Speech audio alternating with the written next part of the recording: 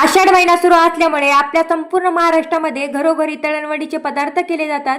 चला तर मग आपण पण आज करूया खुसखुशीत करंज्या.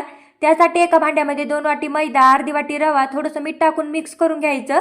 नंतर यामध्ये 2 चमचे कडकडीत गरम तेल टाकायचं. आधी चमच्यानं मिक्स करून घ्यायचं, नंतर हाताने मिक्स करायचं.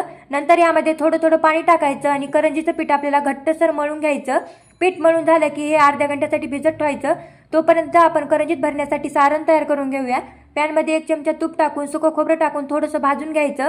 नंतर यामध्ये सुका मेवा, थोडीशी खसखस टाकून अशा प्रकारे सर्व जिन्नस भाजून घ्यायचे आणि एका भांड्यात काढून घ्यायचं. नंतर मिक्सरच्या भांड्यामध्ये साखर आणि वेलची टाकून मिक्सरला पिठी साखर करून यामध्ये टाकून द्यायची आणि हे मिक्स करायचं. तयार आहे आपलं करंजीत भरण्यासाठी सारण.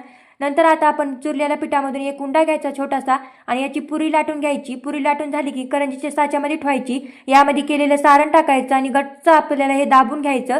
तर अशाच प्रकारे इथे मी संपूर्ण करंजी करून घेतलेल्या आहे. त्यानंतर गरम गरम तेलामध्ये एक एक करून ही करंजी सोडायची आणि जास्त पण करंज्या सोडायच्या नाहीत, 4-5च सोडायच्या आणि आलटी पलटी करून खरपूस अशा तळून घ्यायच्या आहेत. तर तयार आहेत आषाढ महिना स्पेशल खुसखुशीत करंज्या. नक्की करून बघा. व्हिडिओ आवडल्यास एक लाईक, चॅनलला सबस्क्राईब करायला विसरू नका.